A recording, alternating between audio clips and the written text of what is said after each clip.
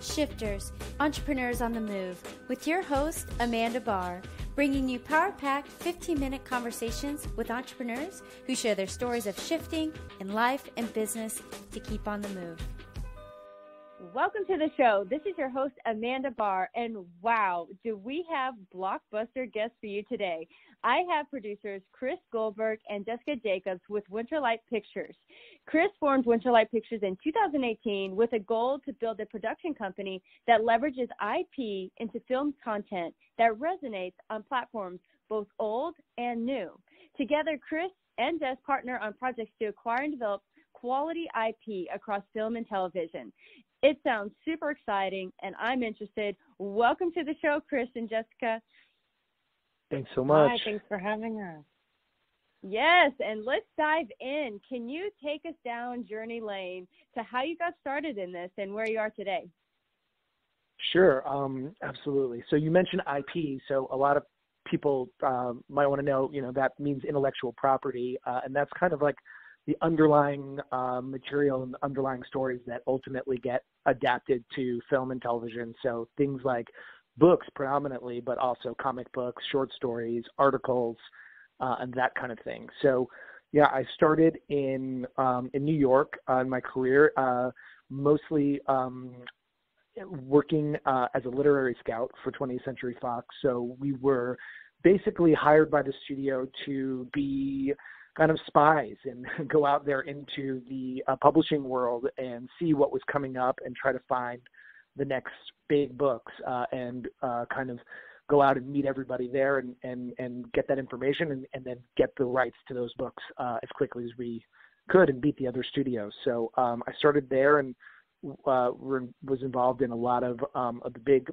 books that Fox bought at the time, including kind of Gone Girl and The Martian and Fault in Our Stars and others. And then, my journey, I moved to Los Angeles eventually just because I wanted to become more involved, because when you're a book scout, you hand it off to everybody in Los Angeles after you get the rights, and they actually go and make the movie. They develop the script, they go on set and do everything. So I wanted to be more involved and do more. So I came out to Los Angeles about 8 or 9 years ago, and that's what I've been doing. I met Jessica at a company called Studio 8, and we worked on development together, and that company made the movie White Boy Rick and Alpha while we were there. It was a great experience. And then I wanted to start out on my own because, as we'll talk about, the landscape is really changing. And I wanted to be involved from start to finish on my movie projects, and also be free to take my projects anywhere across streaming, feature, television, wherever the best place to tell a particular story is. So that's what we're doing now. Wow, that's incredible. Thank you for kind of diving us through into the different aspects and the ways IP is used. And Jessica, I'd love to hear, I know Chris alluded that you guys connected at Studio 8, but maybe you can tell us a little bit of your story as well. I'd like to hear that. Yeah, absolutely. So I started off, I went to film school, was interning like every second I could in film school at LMU, and then I actually worked for Chris. That was my second job in Hollywood, but I started off working for a management company and financier and production company, Echo Lake Entertainment, who made Nebraska and some other really great indie films. But I joined Chris around 2016 and learned this crazy, awesome world of IP.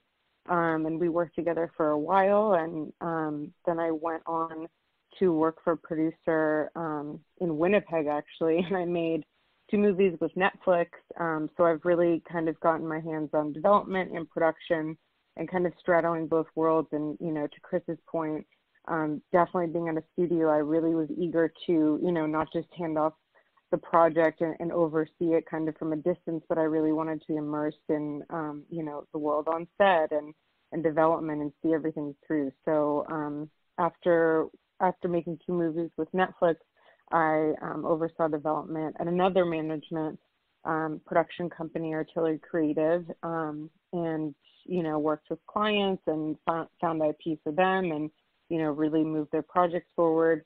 And now, Chris and I are working together to find some great stuff and, build on the momentum.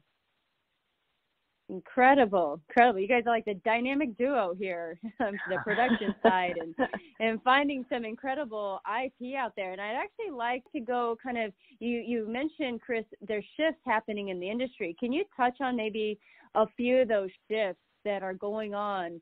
As I know this year's been a different year than before, but maybe you can tell us a little bit more about what's happening.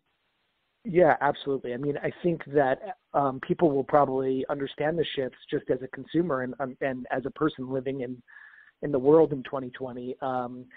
That right now, even before COVID happened, theatrical movies were getting harder to make, and there's a sort of shrinking of the kinds of projects that become theatrical release movies that you go into a movie theater and watch.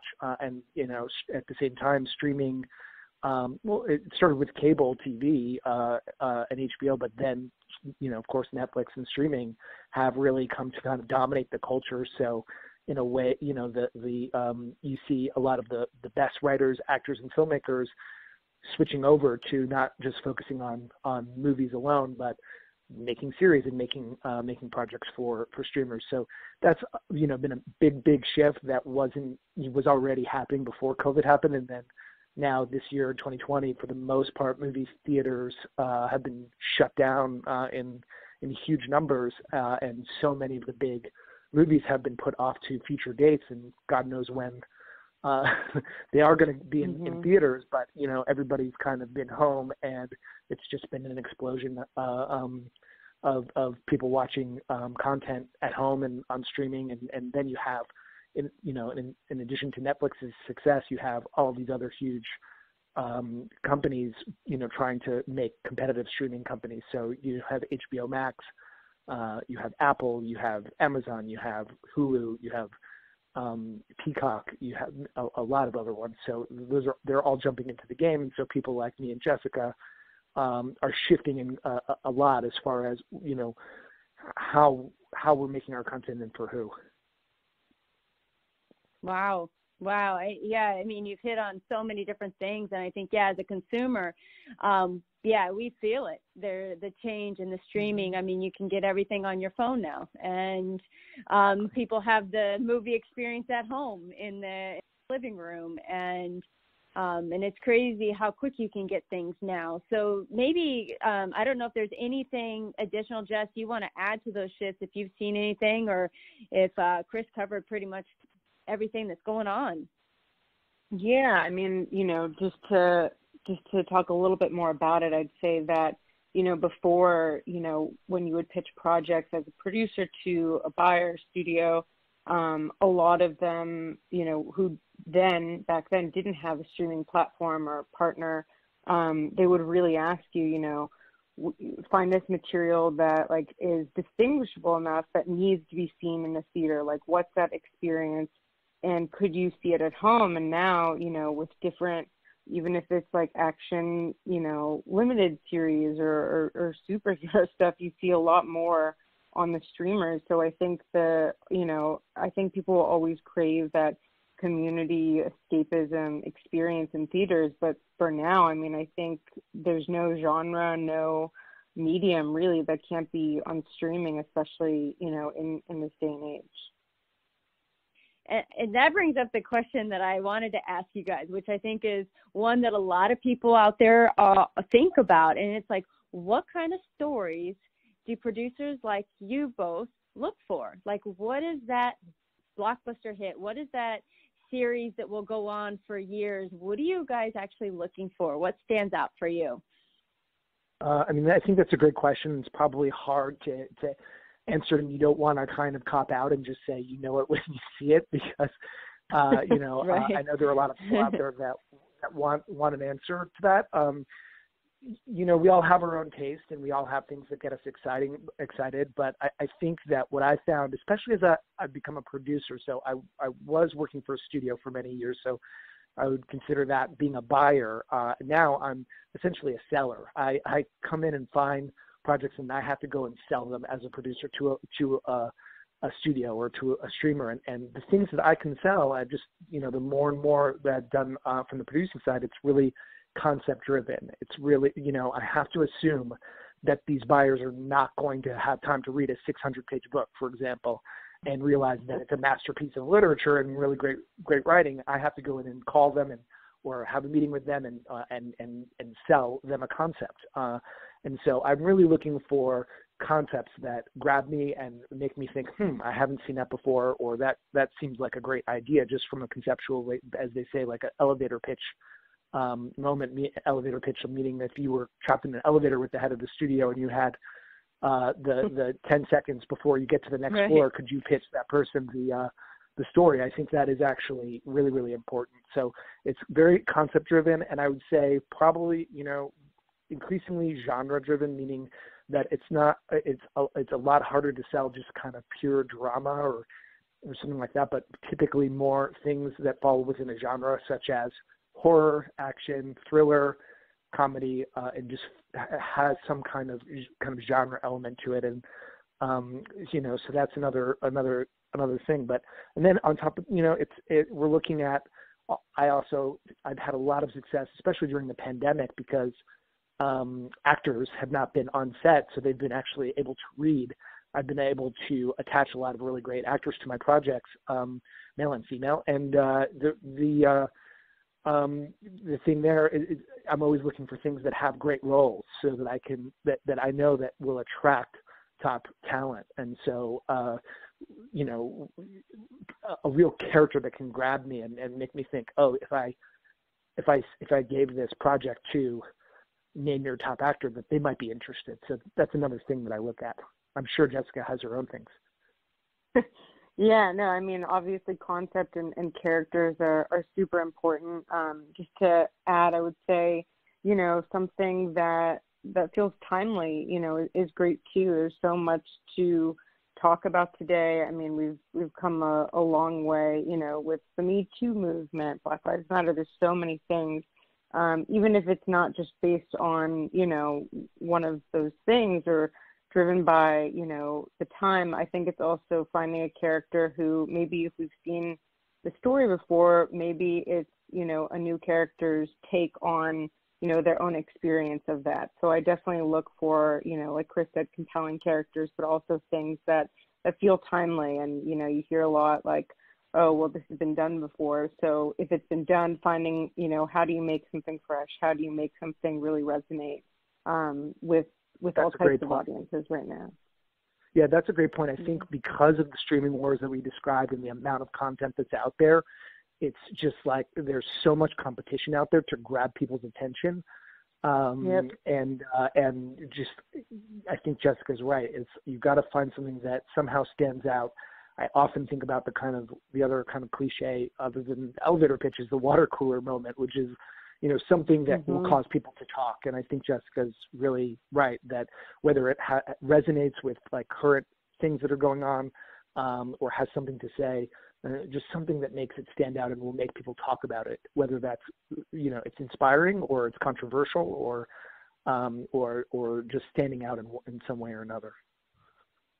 Awesome. Yeah. I mean, I was just thinking about all those different ways, and we always talk about in marketing, like if you can create a tribe of people, that you can create something great when people feel like they're a part of it. I know that I've heard people say, like, during these times where we kind of hunker down, there's a lot of people writing and there's a lot of people, especially in LA, that say they've got the best great idea. So what is your suggestion for those that might be listening, that maybe they are writing a script, or maybe they are doing this, or they want to get into the space? What is like a good suggestion? I mean, you've taken things to the big screen. What would be something they could do now, even if they're not known or trying to get on the map? Sure. I mean, I'll answer that question just because we started talking about IP, and that's so much what my company is about. Yes, you can always just write an incredible screenplay. You can go to film school like Jessica did and just write an incredible spec script, and you can do it that way. But I've known and I've built my career a lot on IP, so books, short stories, articles. Podcasts are very, very hot right now as well, obviously. So, there are other kind of platforms, and kind of storytelling is storytelling. So people, even if it's a TikTok video, there are stories being told that can eventually be adapted, and people do like to see that you've made it in one platform or another, and that you've built an audience, you've built a tribe around what you have to say, and then that could eventually, transfer to film or television. So, incredible podcasts have been adapted. Like, for example, Homecoming was a podcast. The Julia Roberts show on Amazon started off as a podcast. There's obviously books, and I've worked with books so much. Even short stories have been a really hot item right now. So just like a 20-page short story that has an incredible concept and an incredible character and has something to say about what's going on right now, even if it was just published online, it doesn't even have to be sold to the New Yorker necessarily. That could get you attention and get people, get eyeballs on it, and get a tribe built around it, and get some momentum going for film and television. So I would think outside of the box. You don't have to sit and take screenwriting lessons necessarily, and that is one way, because that saves us the hours and hours of development and years of development if you just write an incredible script. But it doesn't have to start out that way, and it shouldn't be intimidating.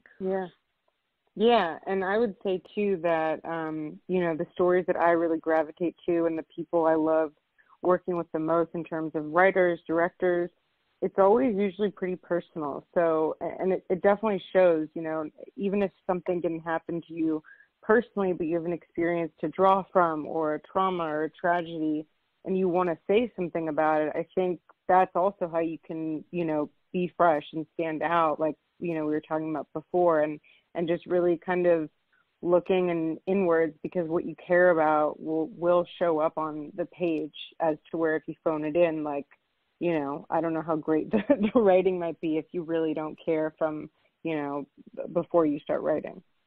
Yeah. Oh, that's awesome. I think that when people have a passion and share that and connect people together, anything is possible. And sometimes it's just, you just got to do it. Just, write, get in touch with people, connect with people, and move that project forward. And I'd love to know, because I'm sure you guys are working on a few projects, and I know some are hush-hush, but if there's anything exciting or anything coming up on the horizon for you both in your world, and anything you'd like to share that's coming. Well, I guess I'm just going to go back, because so much we talked about, like, okay, I can't really name names and reveal things because so many things haven't been announced yet, and I've been very eager to announce them. But I can kind of talk about myself, and because I can control, and it does kind of dovetail with what we were just talking about, which is I couldn't sleep one night about a year ago, and I hadn't written anything since college. And I just wrote a short story on my phone one night, and just out of insomnia. And that short story, I submitted it under a pseudonym, and I ended up optioning it to a filmmaker who I'm really excited about.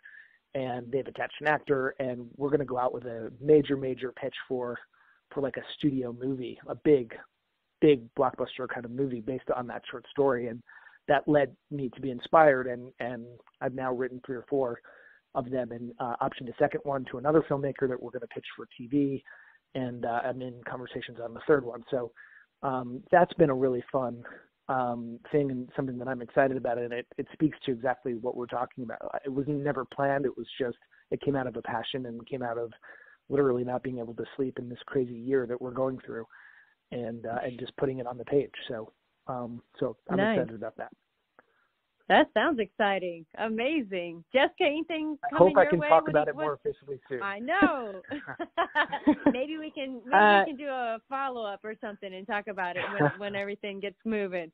That's exciting. Yeah, in the same vein with Chris, I also, just out of restlessness from this year, I wrote a screenplay myself, so definitely working through that. No huge attachments yet, but it was very liberating to write something really personal, It's a coming of age movie, and then independently I produced a short dance film. So definitely excited about that. It was something super fun, to work on. Awesome. Well, you guys have given so much information today, and I know we're going to have to wrap up, but I'd love to get what we like to call shifter wisdom from you both. If you can give us any advice for our listeners on how to shift forward and keep on the move. You both have, been through and gone through and shifted through a lot of different things, and it sounds like it's moving forward in exciting ways. So I'd love to get that little bit of wisdom from you both today. Jessica, you want to take that? Yeah, go Jessica. Yeah, I will. One thing that I think has really helped me just like stay positive and optimistic amidst, a really competitive industry is, keeping good people close to you. And Chris is like a great example of just persevering and being persistent with the people that you really want to work with, because when you meet someone that you gel with creatively, it's really hard. And, to go along with that, be nice to people, because it comes back around and does pay off. And, in my own career, I have a great circle of people who stood by me and lifted me up, and I hope to lift up as well. So, persistent and keep good people around you who, are talented and kind. That's great. Couldn't have said it better myself. That was pretty great. I know. Chris, you want to add anything else on? Or? Well, yeah, I think the word persistence, and staying positive is definitely true. I mean, it's been such a hard year, obviously, for everybody across so many different industries. I mean, I think particularly film and entertainment has been really hard. And so, just staying, not giving up. I mean, I can just tell a story about an article that I tried to get set up as a TV show, and 17 people passed on it. And I just had one of those moments where I was like, am I even in the right business? Like, how is this not a TV show? And I thought, am I crazy? Like, what's going on here? And then ultimately a friend who works with an actress who had a deal at a streamer asked me if I had any new stuff, and again, it was because I had a friendly relationship and I had gone back a long way with this person and had a great connection, called me out of the blue and said, Chris, I know you have a lot of material. We're starting this company. What do you have? And it just clicked that this was the person to play the role that was in the article. It was the perfect person. And so even though 17 people had passed on it, we ended up selling it to the streamer, and now it's, on its way to becoming a TV series. And so I guess there are a lot of lessons there. Never give up, trust your instincts, and build those relationships, because, you can make it happen eventually. Got to keep going. Yeah. I love that. It's so inspiring. I mean, it's like the 3 feet from gold. You're right there, you just don't know what the next person might say yes. And so thank you for sharing that. It's been such a pleasure to have you both on the show today. And for all those listening, how do they follow you? If they wanted to reach out to you, check out your website. Sure. What's the best way for them to get in touch with you and follow and be in your world? Yeah. Absolutely. I mean, I really haven't done a ton of publicity yet. I've been waiting for some of these big projects to get announced. But I do have on Instagram, Winterlight Pictures, Winter Light Pictures, on Instagram. So I just started that, and so that's there, and hopefully going to build that out as we're getting into production and making things and moving this along. So you could definitely reach out to me there. Awesome. Jessica, is there any way they can touch base with you, or? LinkedIn, Instagram, any of the above. I usually try and respond to people on LinkedIn. I think it's a great community. And yeah. Awesome. Yeah, me too. Awesome. Well, we'll add in your link so everybody that's listening today can go connect with you. And again, thank you so much. We are definitely cheering you both on. It sounds like we'll be following you to see what's gonna happen next. and then when you can release some big stuff, maybe we can share that with our listeners as well. So thank you so much. Thank you. Really appreciate it. This is a lot of fun. Yeah. Well, thanks so much. And for all those listening today, keep on the move. Bye. We hope you enjoyed the episode today. We appreciate each one of you for listening and hope you left inspired and motivated to keep on the move. If you think this episode might help or inspire someone else, please share. Don't forget to subscribe and keep in the loop to hear more incredible stories of entrepreneurs like yourself on the move. Thank you for our supporters, RTB Capital Group, Financial Powerhouse, Callcast, and Power Podcasting. Now, get out there and keep on the move.